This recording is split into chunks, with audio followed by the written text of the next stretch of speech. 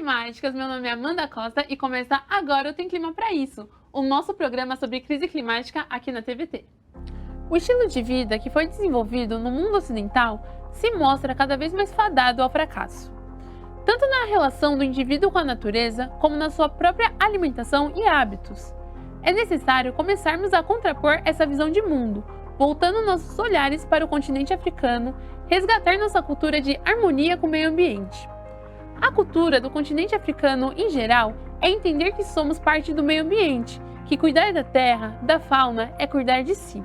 Hábitos como o sedentarismo estão fortemente enraizados na cultura do mundo ocidental.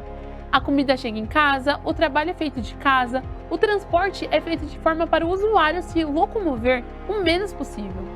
A alimentação ocidental tem introduzido cada vez mais subprodutos alimentícios, alimentos processados e ultraprocessados, causando diversas doenças. O risco de câncer em menores de 50 anos aumentou a cada geração nas últimas 3 décadas, potencialmente levando aos que pesquisadores classificaram como uma pandemia de câncer de início precoce. Tem Clima Pra Isso é uma colaboração entre a TVT e a agência Alma Preta Jornalismo.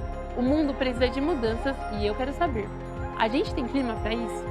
Vamos discutir os impactos da crise climática no cotidiano da população no contexto rural e urbano, sempre com um convidado especial. Temos um encontro marcado aqui na TVT toda semana e também nos canais do YouTube da Alma Preta e da TVT. Os endereços estão embaixo na sua tela.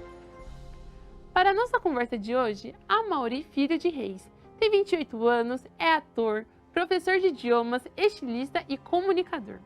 Pan-africanista, criador de um ponto de referência africana no Brasil, Netos de África, e de uma marca de roupas que fala de África pré-colonial e impérios. Oi, Amaury, seja muito bem-vindo. Oi, Amanda, tudo bom? Tudo certo. E você, vem com a gente que hoje o programa tá incrível. Agora vamos aprender um pouquinho mais sobre o continente africano. The emphasis of my work is around Black liberation and its transformation, and to ensure resiliency, both in the United States and across the globe, to have conversations and create understandings around the importance about our transformation, as we are in a climate crisis, a climate emergency. And those that are most vulnerable are those that are living in violent communities, those that are living in poverty, those that are living in flooded areas. And so it is extremely important to have communications on how we can be resilient and be liberated. As it relates to the just transition to clean energy and other technologies, and the conversation at COP27, I tell a narrative around those of us in the African diaspora having come across the transatlantic, and in my case, the Middle Passage to the United States. We've been seeking a just transition for over 401 years. We have endured in the United States Jim Crow and redlining, mass incarceration. Our children are being identified to go to the prison pipeline by the time they are in 3rd grade. And we find that these same systems are systemic across the globe.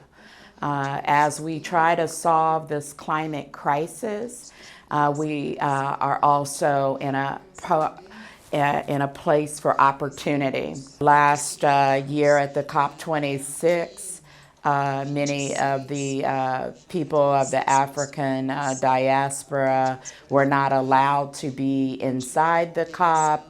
They weren't able to get the badges and the credentials. In addition, were unable to travel because of the pandemic, and there was like vaccination inequity or inoculation inequity. So now this COP27 will have ideally the most greatest number of people of African descent in attendance at a COP27. Some of the things that the climate justice, environmental justice movement has called for is for developing countries to fund the Green Fund so that these dollars go to the global south, to countries that have not contributed to the climate changing, but yet are on the front lines of the climate impacts. Então, Amaury, me conta, a gente tem clima para impedir a crise climática? Um clima difícil, mas a gente tem. E espero que a partir de 1 de janeiro a gente tenha mais clima para isso. Perfeito. E eu tenho alguns amigos que são africanos, que têm uma relação diferente com a natureza, com a terra, que é bem distinta da forma como nós, que estamos no continente ocidental, enxergamos o meio ambiente. Então me conta, qual que é a sua visão enquanto africano da natureza, do meio ambiente, da floresta, das árvores, dos rios, porque eu sinto que é bem diferente do que a gente vivencia aqui no Ocidente. Ok. No Ocidente a gente vive num momento pós-colonial, onde a gente aprendeu com algum pessoal aí a explorar a terra. Então os lugares que foram colonizados para explorar. Eu acho que na África a gente tem uma relação um pouco mais de somos parte da terra. Somos parte da natureza, somos a mesma coisa.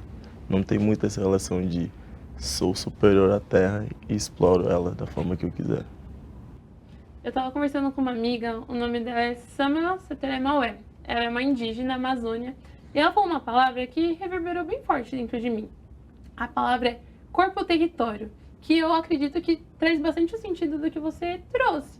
Que é, eu não vou ser superior à natureza. Não é como se eu precisasse dominar a natureza, os animais, mas é como se o meu corpo fosse parte do território. Então não é eu e a natureza, é nós. Nós integramos isso, nós integramos esse meio.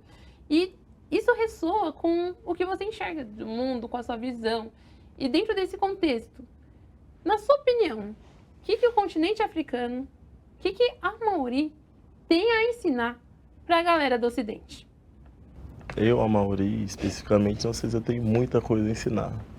Mas aprendi algumas coisas que, com mais velhos do que eu, talvez mais coisas somaram durante a minha vida, talvez seria legal passar nesse sentido.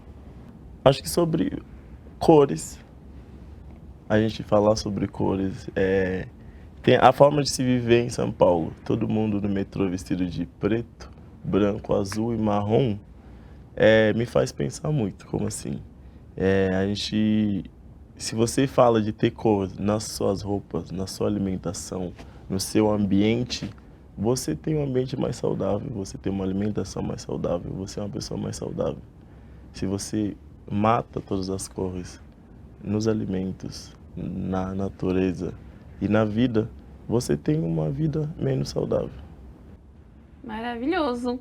Gente, aprendam com a Amaury. Colorido é o novo futuro. A gente precisa olhar para essas cores, porque quando a gente olha para as cores, a gente olha para a diversidade, a gente olha para as alegrias, a gente olha para uma outra visão, uma outra perspectiva. A gente vai fazer uma rápida parada. No próximo bloco, vamos bater um papo sobre o trabalho do Amaury. Não saia daí.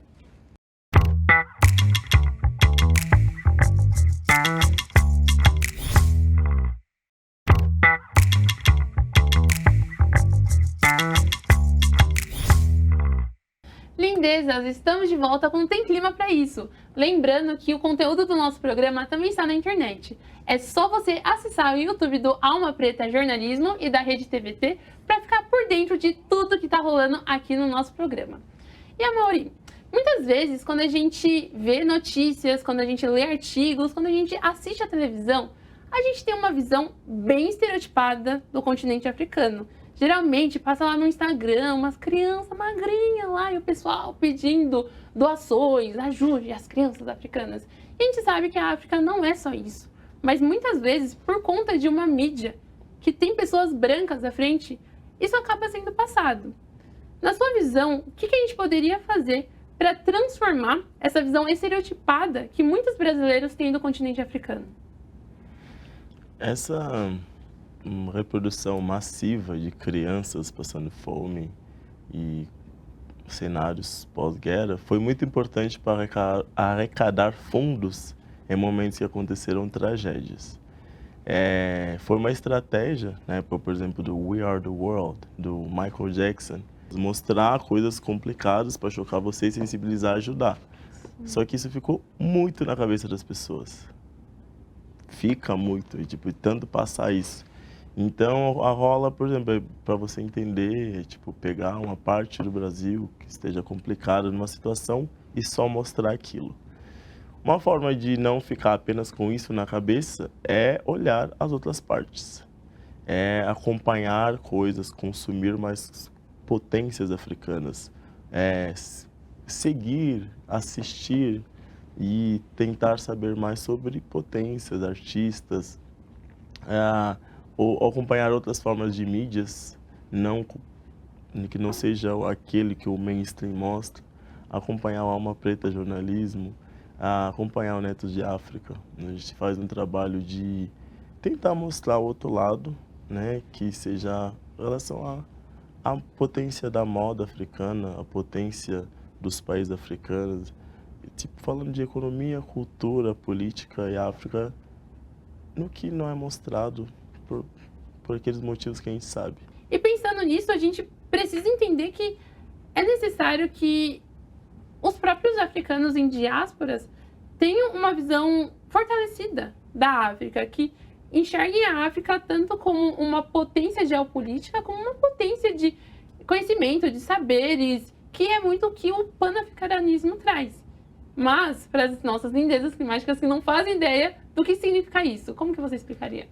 Eu sempre pensei na possibilidade de a gente unir países africanos e criar um outro ecossistema diferente do que se criou no Ocidente. Então, o panafricanismo essencialmente é pensar na união dos países africanos e formar o Panáfrica, que seria mais ou menos o que acontece nos Estados Unidos da América, em termos de conceito de junção de estados, mas não com as ideias que já foram testadas nos Estados Unidos que não deu certo.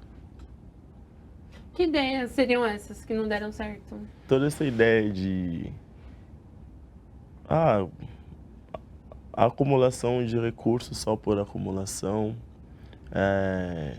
desrespeito a tudo que não for igual a você, e etc. Tem várias coisas boas também nas ideias, mas talvez pegar o que de bom já foi feito no mundo e tirar o que não foi bom.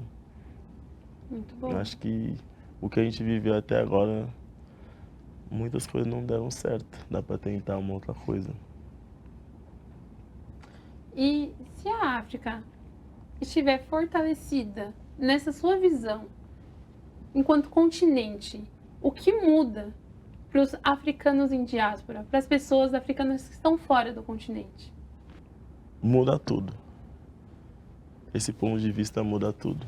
Qualquer pessoa que nasce nos Estados Unidos, ele é ensinado desde criança que ele nasceu no melhor país do mundo e tudo que ele quiser fazer vai dar certo, porque lá tem possibilidade.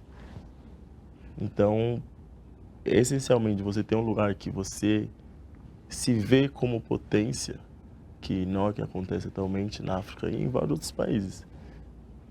Acho que seria a principal mudança. Você vê, nossa, está num lugar incrível, que tudo que você quiser fazer vai dar certo. Eu adoro escutar isso porque traz uma esperança, uma sensibilidade para tempos tão complexos e desafiadores que a gente está vivendo. E eu sinto que muitas vezes nós brasileiros temos aquela síndrome do vira-lata, sabe? Como se o exterior, o de fora fosse sempre melhor. E Sim, não, só que isso, na minha concepção, é um fruto do racismo. É um fruto de uma sociedade que é estruturalmente racista. sim. E eu queria saber se você foi entender o que é racismo quando você veio para o Brasil, ou se quando você estava lá você já tinha essa visão. Ah, na África, quando se fala de racismo, é só uma palavra. Você não vivencia isso, né? Em Cabo Verde tem algumas questões de colorismo, mas de racismo, não. E explica também pra gente o que é essa questão do colorismo, porque muitas das nossas lindezas climáticas que nos acompanham estão tendo acesso a essa pauta da negritude por conta do programa. E o que é colorismo na sua visão? Ah, o colorismo, quando você fala do colorismo, é a diferenciação estabelecida pelo colonizador entre pessoas negras. Uhum, Vocês são todos negros, mas ela é mais clara. uhum, Ele tem o cabelo mais pro cacheado do que pro crespo. Ela tem o nariz mais fino. Você tem a boca maior. E foi essa diferenciação por traços, você fala de colorismo. Mas eu queria falar de toda essa diferenciação por traços, tom de pele, cabelo, religião e gênero, foi a principal estratégia de dominação do colonizador, que você vê na Carta de Lynch. Acho que a palavra linchamento provavelmente surgiu por causa dele. Ele foi um colonizador muito famoso porque nenhum escravo saiu do seu domínio, porque ele sabia muito bem dividir para governar. E eu adoro falar sobre o colorismo, porque a gente entende porque que a gente é tão dividido, porque que tem tantas divisões na África. E tudo que me interessa é o contrário disso. Galera, a gente volta daqui a pouquinho com o último bloco do nosso programa.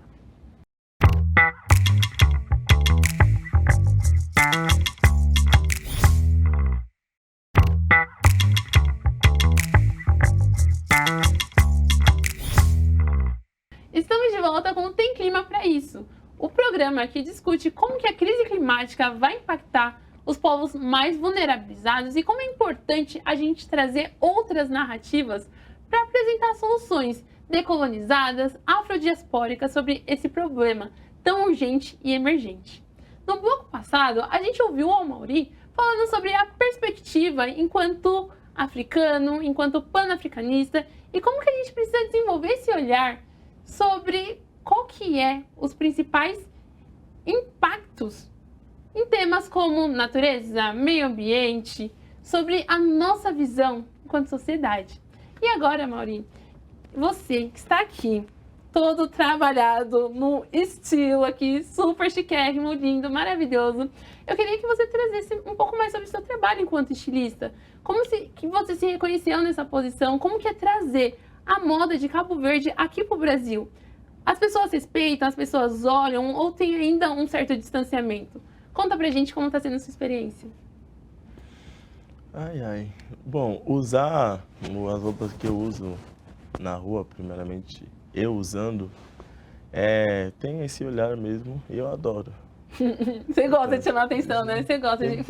Cheguei. Tem pessoas que se incomodam com isso, de ser olhado e tal. Eu sou uma pessoa amostrada, então eu trago isso na minha marca, isso falando de mim. Então eu gosto de roupas diferentes. Aí com alguns impérios que eu fui pesquisando, onde os reis usavam roupas longas, então eu peguei de referências de reis e rainhas, tentei trazer uma roupa sem gênero. Essa é a principal produção da minha marca, isso aqui. Mas eu trago outras coisas que tentam passar a realeza e falar de impérios africanos, que acho que a gente precisa falar mais disso do que a história recente, que é de escravidão, perdeu uma guerra. Acho muito importante lembrar que meu povo perdeu uma guerra e o que a gente está passando é temporário e a gente precisa reconstruir. Nossa, que forte. Eu fico bem impactada quando eu te escuto, porque recentemente eu vi o filme da Viola Davis. E quando eu vi e me reconheci, e falei, eu não sou apenas uma descendente de uma população que foi escravizada. Eu sou uma rainha, eu sou uma guerreira. Quando ela traz toda aquela construção e quando ela permite que outras mulheres negras em diáspora pelo mundo se vejam nessa posição, para mim foi como um clique. Eu falei, gente, ninguém me segura, ninguém me contou que eu era uma rainha, ninguém me contou que eu sou uma guerreira. Agora eu sei. Isso traz uma força, um empoderamento, uma vontade de contar para todo mundo, sabe? De olhar para as mulheres negras, para as meninas negras e falar, ei, isso que te contaram não é toda a verdade. Tem algo a mais, tem um passado que querem esconder da gente, porque sabe que quando a gente percebe, quando a gente descobre, a gente traz uma força, a gente traz uma contranarrativa e a gente vai cada vez mais trazendo os nossos. E eu acho que é um pouco disso que você reverbera com as suas roupas, é um pouco disso que você reverbera com o seu estilo, com o seu olhar, com aquilo que você traz. E aí eu queria te escutar em relação a com os brasileiros negros que muitas vezes ainda não se reconhecem enquanto pessoas negras, mas depois de uma interação contigo, depois de um contato com as suas marcas, com a sua roupa, com a tua visão de mundo, você percebe essa transformação no olhar? Percebo e sou muito feliz por isso, muito. A coisa que mais me deixa feliz no mundo, talvez seja isso, passar algo que alguém já fez por mim. Alguém já me trouxe alguma referência e falar, presta atenção no que você assiste, presta atenção no que te contaram, presta atenção no quais são as suas referências estéticas. Você falou do filme, esse filme e o Pantera Negra, esses filmes foram muito importantes para minha marca e para minha vida. Essa possibilidade de falar sobre nós só enquanto potência. Eu gosto muito disso, de falar em reis e rainhas, falar dos impérios, Ouagadougou, Gana, falar dos impérios africanos e olhar a gente dessa forma. E é muito comum as pessoas me verem na rua, vestido assim, com o cabelo e falar, tipo, ei, negão! E, tipo, dá um salve assim. Eu falo, tipo, por perceber isso na imagem, eu acho que a estética, ela é muito poderosa, ela pode comunicar muito. Claro que a gente não pode parar ali na estética, mas ela é bem importante. E aí, pensando nisso, de como que a gente conta uma outra parte da história, é essencial que a gente tenha referências, que a gente tenha pessoas, que a gente se inspire. Quem você gostaria de indicar para as nossas lindezas climáticas conhecer? Seja pessoas, seja artigos, seja vídeos na internet, seja outros programas, criadores de conteúdo, estilistas, comunicadores. Quem que você acha que as nossas lindezas climáticas precisam conhecer? Bom, primeiro é muito importante a gente ter outras referências, ter outras imagens. O nosso imaginário coletivo está muito poluído. Quando eu falo médico, você pensa num homem branco. Quando eu falo empregada doméstica, você pensa numa mulher negra. E para mudar nisso, você tem que consumir outras imagens. E tem imagem aí disponível. Quando a pessoa está disposta a procurar outras coisas, ela vai conseguir achar coisas para consumir. Mas eu recomendo você assistir coisas de pessoas parecidas com você. Eu não vou recomendar algo especificamente. Claro que seria legal seguir o meu trabalho, né, com Netos de África, que a gente tenta trazer referências africanas. Isso é muito raro no Brasil, é muito raro no mundo, é muito difícil pesquisar sobre a África. Eu dou aula de idiomas, eu dou aula de crioulo e eu estou montando meu próprio material. Não porque eu queria, mas porque não tem. Se você pesquisar curso de crioulo, não vai ter nada. Se você pesquisar sobre moda africana, não vai ter muita coisa. Se você pesquisar sobre a nossa história pré-colonial, existe um conjunto de livros, acho que é da Unesco, e acho que são 8 volumes sobre a história da África pré-colonial e só. Então é muito difícil pesquisar sobre, mas depois que você tem consciência você acha.